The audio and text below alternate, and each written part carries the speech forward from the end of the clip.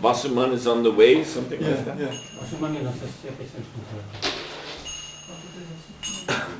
Okay. Anyway, we want to start. It's 10 o'clock.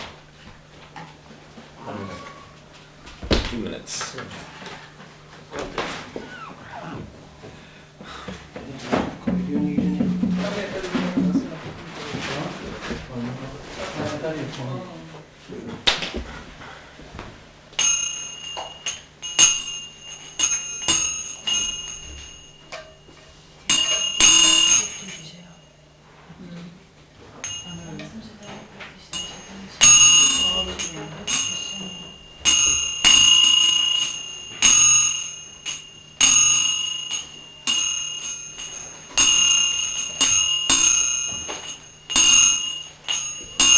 O he Vaishnava Thakura Vyasa Gada Edase Karuna Puri O he Vaishnava Thakura Vyasa Gada Edase Karuna Puri O he Vaishnava Thakura Doyaya Sagara Edase Karuna Puri O he Vaishnava Thakura Doyaya Sagara Edase Karuna Puri Diyapada Chaya Godaheya Maya Tumara Karuna Puri Diyapada Chaya Godaheya Maya Tumara Charana Duri Diyapada Chaya Godaheya Maya Tumara Charana Duri Jaya Begotami Jaya Dosha Shuddhi Jaya Guna Deho Dashe Jaya Begotami Jaya Dosha Shuddhi Jaya Guna Deho Dashe Jaya Begotami Jaya Dosha Shuddhi Jaya Guna Deho Dashe Jaya Satsanga Geho Amare Bosichi Sangera Oshe Jaya Satsanga Geho Amare Bosichi Sangera Oshe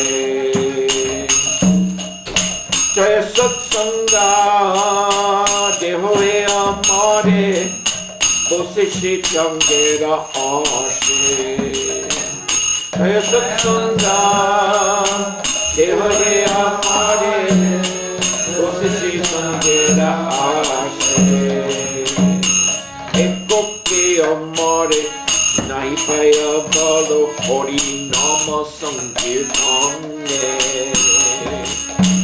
Eko ke amare nahi paya balo Hari Nama Sankirtane Eko ke amara nahi paya bolo Hari Nama Sankirtane Eko ke amara nahi paya bolo Hari Nama Sankirtane Tumi kripa kori sada bindu diya Deho Krishna Nama Dhane Tumi kripa kori sada bindu diya Deho Krishna Nama Dhane Tumi kripa kori sada bindu diya Deho Krishna Nama Dhane Tumi kripa kori sada bindu diya Deho Krishna Nama Dhane se tumara Krishna dite paro tumara sokote aache. Krishna se tumara Krishna dite paro tumara sokote aache. Krishna se tumara Krishna dite paro tumara sokote aache. Krishna se tumara Krishna dite paro tumara sokote aache. Ami tu Kangala Krishna Krishna bole jaye bhava pache pache. Ami tu Kangala Krishna Krishna bole jaye bhava pache pache. Ami tu Kangala Krishna Krishna bole jaye bhava pache pache. Ami tu Kangala Krishna Krishna bole naita me pache pache. Oh hey Vaishnava Thakura doya yasa gare edarshe karuna pori. Oh hey Vaishnava Thakura doya yasa gare edarshe karuna pori. Yapada chaya soda he amaya tumara charana dori. Yapada chaya soda he amaya tumara charana dori.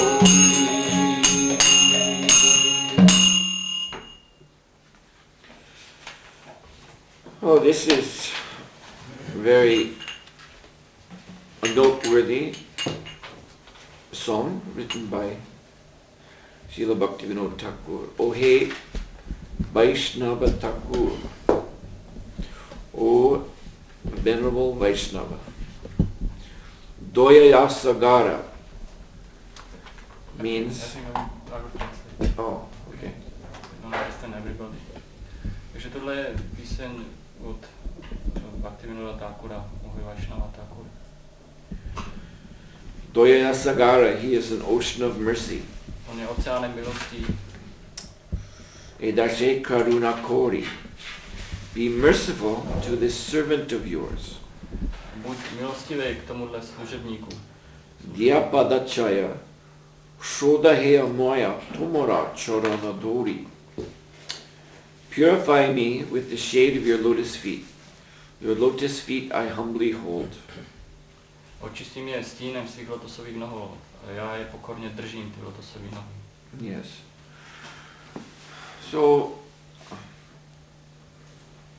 whatever we know about these things, these very confidential topics, as expressed in this song, že cokoliv víme o těchto velice důvodných tématech, tomhle, co je v této písni, we know from Srila Prabhupada.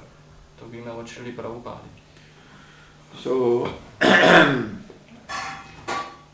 service to the lotus feet of the spiritual master is manifest, yes, in the literal way of, as we see here, in, your lotus feet I humbly hold. Takže ta služba lotosovým nohám duchovního mistra se tady manifestuje, právě jak je to v té písni, právě tím, že říká, že držím ty lotosové nohy, pokorně držím.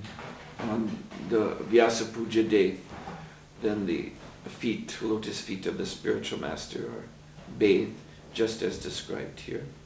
Na den Vyasa Puji jsou lotosové nohy duchovního mistra koupány, tak jak je to tady popsáno. But from Srila Prabhupada, who had thousands and thousands of disciples, so we see that it was not possible for all these disciples to even touch his feet and then bring their hand to their head, as so often happens. Takže Šrila Prabhupád měl tisíce a tisíce žáků a pro ně nebylo možné ani se dotknout jeho nohou a dát si prach na hlavu, tak jak se to dělá. So this service to the lotus feet of the spiritual master, it has a missionary sense. Ta služba lotosovým nohám duchovního mistra má misionární smysl, misijní smysl. And this is actually calling upon the disciple to understand, to appreciate the innermost core of the heart of the spiritual master, coming in the line of Srila Prabhupada. Takže ono to znamená, je to taková výzva pro žáka nebo pro žáky, aby pochopili nejhlubší srdce duchovního mistra, který pochází z duchovní posloupnosti. And Srila Prabhupada said about his translation work, his writing of the Bhaktivedanta purports. Srila Prabhupada řekl o svých Bhaktivedantových výkladech, které psal, that these are my ecstasies. To jsou moje extáze. So, in other words, his ecstasy was in following the mission given him by his spiritual master. Takže to znamená, že to byla mise, kterou dostal on od svého duchovního mistra. Because also Srila Prabhupada used to say about his relationship to his spiritual master that the times of direct association were very rare for him. Že on taky řekl o svým duchovním mistrovi, že přímé sdružování se se svým duchovním mistrem pro něho bylo taky vzácné. But Prabhupada stressed much more than the ceremonial expression of service to the spiritual master. He stressed the importance of what he called catching up the mood of the spiritual master. Takže on taky zdůrazňoval, že víc než tu ceremoniální stránku celé ty události je, aby jsme jako pochopili tu náladu duchovního mistra. So, O he Vaishnava Thakura Doya Sagar. The Vaishnava spiritual master is an ocean of mercy. Že Vaishnava duchovní mistr je oceánem milosti. But that is not limited just to a small group of disciples. A nevztahuje se to jenom na malou skupinu žáků. Or even to a large group of disciples. A nebo na velkou skupinu. The aim of a spiritual master like Srila Prabhupada, as he so often stated, his mission was to the whole world. Cílem duchovního mistra, jako je Srila Prabhupada, byla mise pro celý svět. So it's in this sense that we can expand our understanding of these words. Diyapadachaya Shodahaya Maya Tumara Charanadori. That be merciful to this servant of yours. Purify me with the shade of your lotus feet. Že tímhle smyslem my můžeme expandovat význam těch veršů, jako buď milostivý k tvému služebníkovi a dej mi ochranu stínu tvých lotosových nohou. Your lotus feet I humbly hold. A tvé lotosové nohy pokorně držím. So we can understand this to be a prayer for serving the mission of the spiritual master. Takže tohle chápeme jako modlitbu k misi duchovního mistra. And actually, this is the actual sense of this song, as we see in the third verse. Je taky smysl ty písně tady v tom třetím veršu. Ekoki amara nahi paya bola. Harinama sankirtane. That I'm so unfortunate. I do not find the strength to engage in sankirtan. Já jsem tak nešťastný, já nenacházím sílu zaměstnat se v sankirtan. So, to me, Kripa Kori Shraddha Bindu Diya Deho Krishna Namadani, please be merciful to me. prosím, buď milostivý ke mně, Shraddha bindu diya, give me a drop of faith. dej mi kapku víry. Deho Krishna namadani.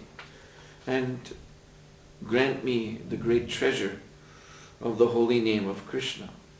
A dej mi velký poklad svatého jména Kršny. So it's clear here, Bhaktivinoda Thakur is praying for strength to engage in the great Sankirtan mission of Lord Chaitanya Mahaprabhu. Že z toho je jasné, Bhaktivinoda Thakur se modlí o to, aby měl sílu, aby se zaměstnal v misi Sankirtanu Šri Chaitanya Mahaprabhu. And so, in this light, we can understand the second verse. A z toho můžeme taky pochopit druhý verš. Very important verse. Velice důležitý verš. Choya bega domi. So, domi, this means to subdue. Domi znamená jako pokořit. In Sanskrit it is dhamma, so Bengali, a little change, domi. But same thing, to subdue, to tame, to bring under control. Podrobit. Takže v sanskritu to znamená dhamma a znamená to teda pokořit nebo podrobit si. Chaya means six and bega means the agents of the mode of passion in this body. Chaya znamená sex. Chaya means six. And bega means the agents of the mode of passion in this body. Bega znamená agenti kvality vášně v těle. So these agents are the urge to talk. Ty agenti jsou třeba chtít mluvit. And the mind, the powerful mind. A mocná mysl. Anger. Zlost. The tongue. Jazyk. The belly. Žaludek. And the genitals. Genitálie. So ordinary people are fully under the control of these begas. A obyčejní lidé jsou pod kontrolou těchto beg. So we find here, this song is clearly stating that it is the mercy of the spiritual master that releases one from these controlling agents. Takže z toho vidíme tady té milosti duchovního mistra, že jsme osvobozeni od těchto 6 agentů. And again, how that is done is to be understood through the mission. A jak se to má dělat, zase je potřeba pochopit prostřednictvím mise. Because the first one is the speech, for example. Například první řeč. So to control the speech, does that mean that one then takes mauna, doesn't talk at all? To kontrolovat řeč znamená, že vezmeme mauna a nebudeme vůbec mluvit? No, Prabhupada. So made so clear that we are to talk about Krishna.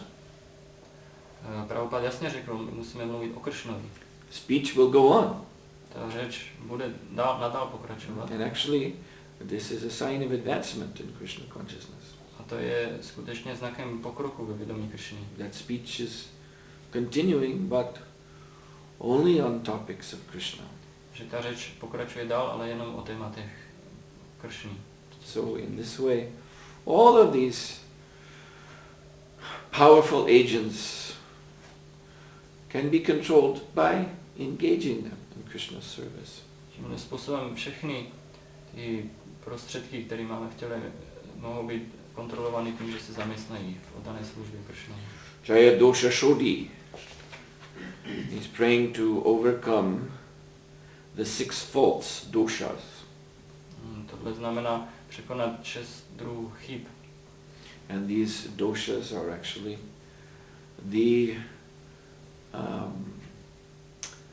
activities that work against our progress in devotional service. A těch 6 doš jsou činnosti, které jsou proti našemu pokroku ve vědomí Kršny. Like atyahar, overeating, Příklad přejídání se. or collecting more materially valuable things than one needs. Nebo sbírání víc materiálních statků, než je potřeba. prayasha means over endeavoring for material objectives. Nebo přílišná snaha pro materiální cíle. Unnecessary talking of mundane affairs. Zbytečné mluvení o světských činnostech. So in this way there are 6 ways to weaken our standing in Krishna consciousness. To je 6 věcí, které mohou oslabit naše vědomí Kršny. So again, in terms of the mission of the spiritual master, if one becomes weakened by these things, then how can one engage in the mission? Že v termínech misi duchovního mistra, když je někdo oslaben těma 6 věcma, jak může být užitečný v té misi. So this identification with the mission of Lord Chaitanya Mahaprabhu and the Guru Parampara, this strong identification with that activity will help to keep us strong in our devotional principles. Že to identifikování se s misí Chaitanya Mahaprabhu nás udrží silný v jeho misi. And so along with that Chaya Guna Deho Dashi, he's praying to be blessed by the 6 auspicious qualities. Taky se modlí, aby byl požehnán 6 příznivýma činnostmi. Which this list begins with utsaha, enthusiasm. Začíná to s entuziasmem. So in this way, by being enthusiastic for the Sankirtan mission, then in this way all good qualities come out. Tím, že jsme entuziastický pro Sankirtanovou misi, všechny dobré vlastnosti se manifestují. Chaya Satsanga, Bhaktivinoda Thakur is praying to be blessed with 6 kinds of association. Bhaktivinoda Thakur se modlí, aby byl požehnán 6 druhy společností. The loving association between devotees. A láskyplný združování se s oddanýma. So when all of this is understood in the context of the Sankirtan mission, then these points of this song are very, very clear. Když je to všechno chápano v tom kontextu Sankirtanovy mise, tak ty body jsou zcela jasné. And when we go away from that context, then things become fuzzy. Když jdeme mimo ten kontext, tak se to zamlžuje všechno. Like we can see in India, for example, there are many Vaishnavas, many Vaishnavas of the category Gaudiya Vaishnava. Můžeme vidět v Indii je hodně Vaishnavů, kteří jsou v kategorii Gaudiya Vaishnavů. They wear a tilak exactly as we in ISKCON wear. Mají stejný tilak, jak máme my v ISKCONu.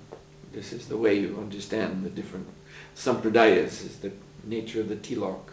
Tím můžete rozeznat různý sampradaje podle tilaku. So, for example, in the Sri Sampradaya, then actually they have 2 kinds because there's 2 branches, so they have 2 kinds of tilak. No, příklad ve Sri Sampradaji, tam jsou 2 větve a mají 2 druhy tilaku. But one kind is the well-known kind of very thick U shape. Jeden z nich je známý velice široký ve tvaru U. With red in the middle. S červenou čárkou uprostřed. And then the other type is a kind of thinner U, more wide, that goes like this. A druhý je tenší U, který je velice široký. So that is obviously different from what we are wearing. A to je určitě odlišný od toho, co my nosíme. But in Bengal there are many persons who wear this type of tilak, so they're called Gaudiya Vaishnavas. Ale v Bengalsku je mnoho osob, které nosí tenhle tilak a jsou známí jako Gaudiya Vaishnavové. But when the Sankirtan mission is not prominent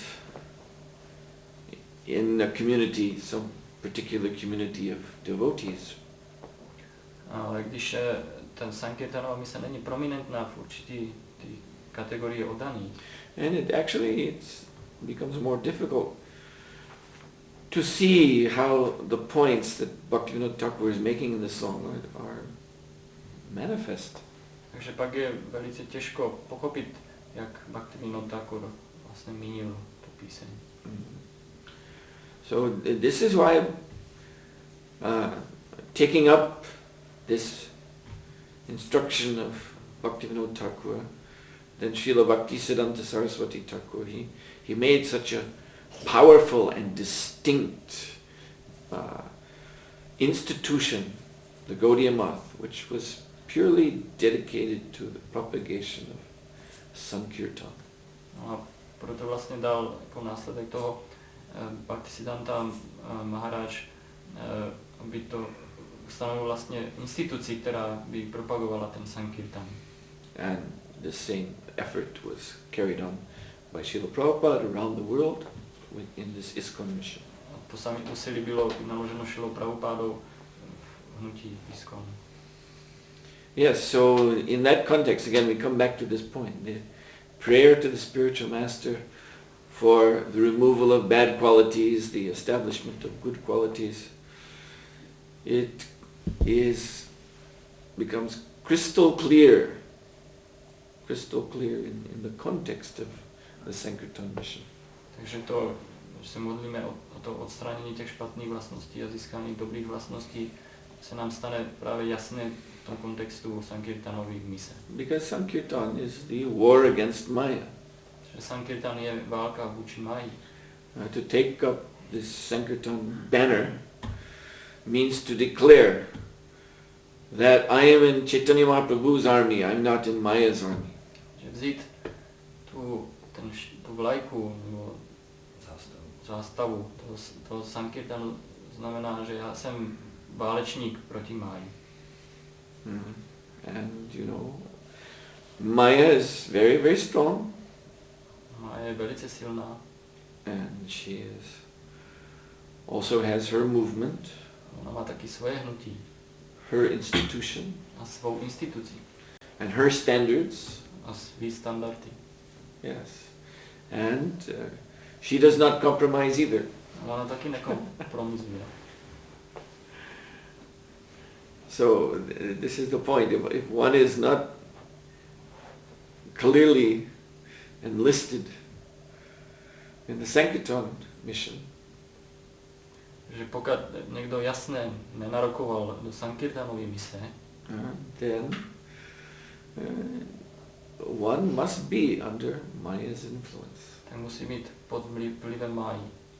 Yes, even if some external signs of the Vaishnava are there. I když má různý vnější znaky Vaishnavy. So again, this is how this very beautiful song of Srila Bhaktivinoda Thakura is to be best understood. Takže znova to je, jak nejlépe se dá pochopit tato nádherná píseň Bhaktivinoda Thakura. Krishna se tumara, Krishna dite para tumara, shakati ache amitu kanga, Krishna Krishna bole dai tava pachi pachi. So Krishna is yours and you can give him to me.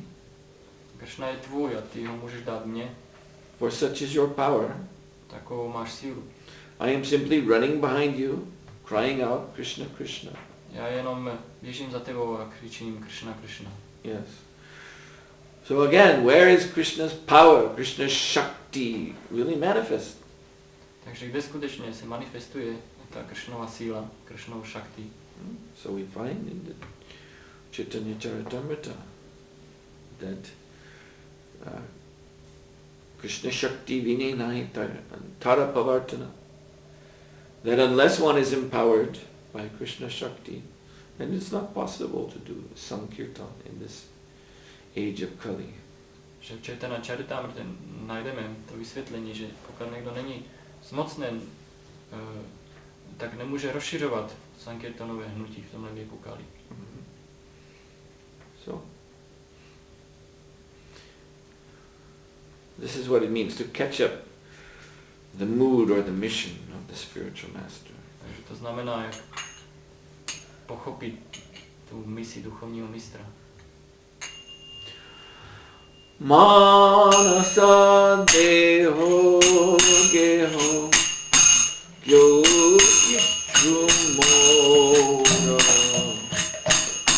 Artiruntu Yapade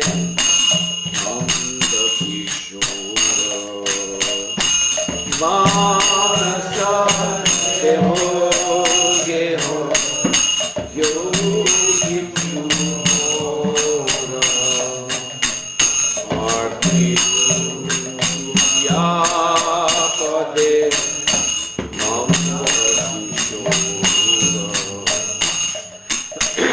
Sampade Vipade Jivana Marine Jaya Mama Kilatuya Upada Karine Sampade Vipade Jivana Marine Jaya Mama Kilatuya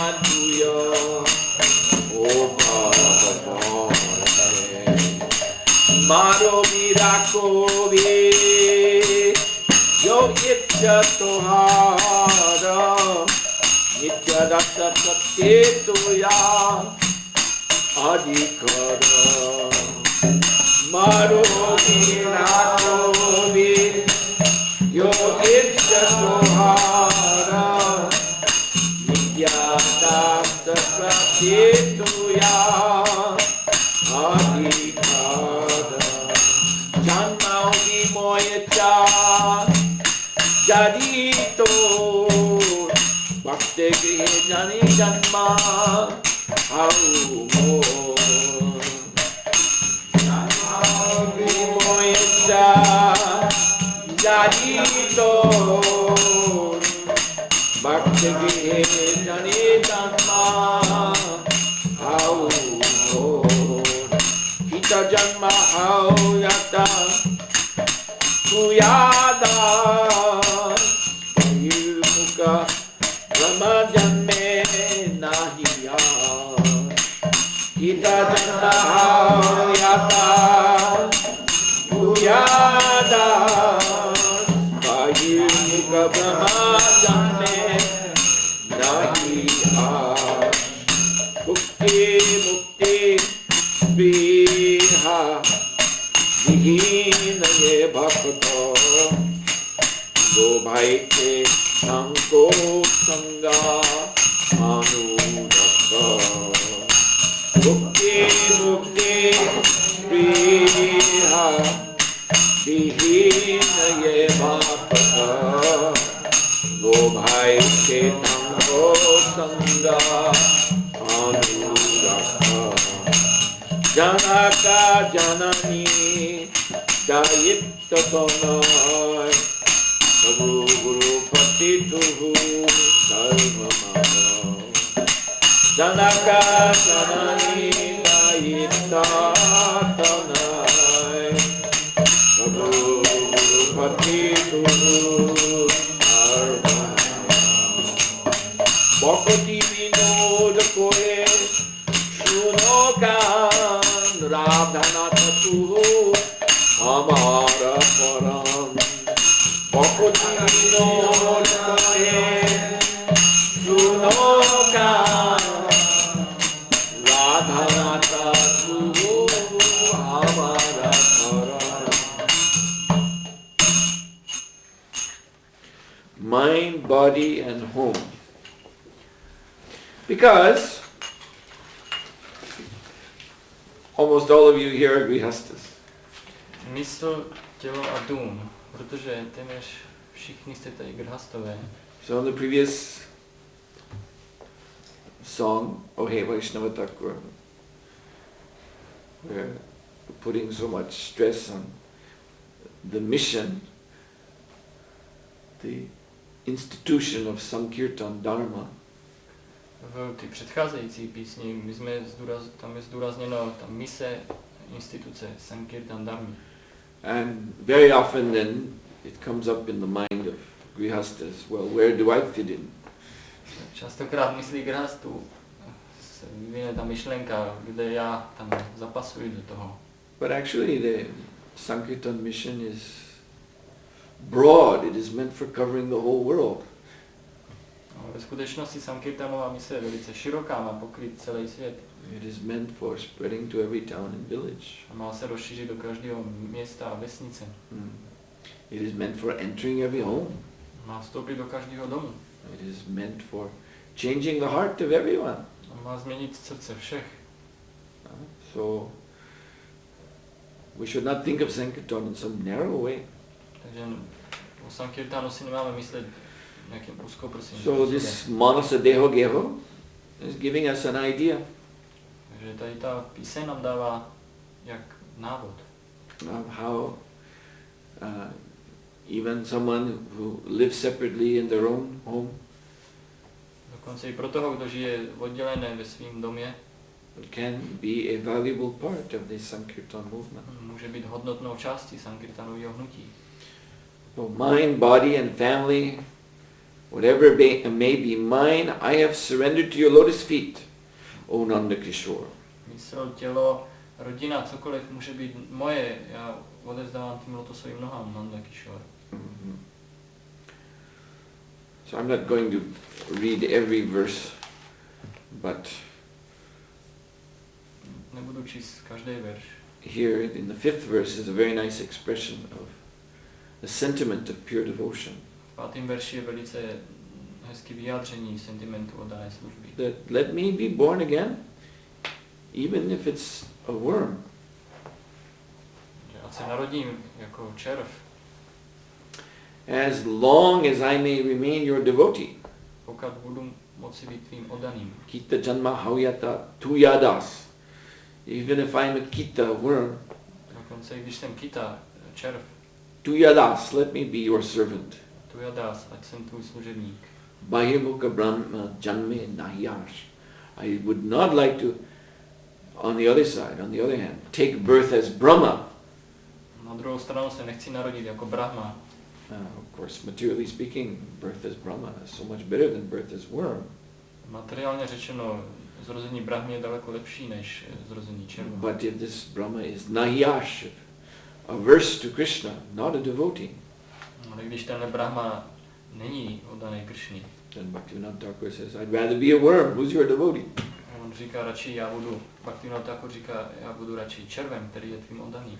Now, this is very nice because actually devotees are not, we are not interested in liberation. To je velice hezký. To znamená, že oddaní se nezajímají o osvobození. To become a liberationist means to erect an obstacle to pure devotional service.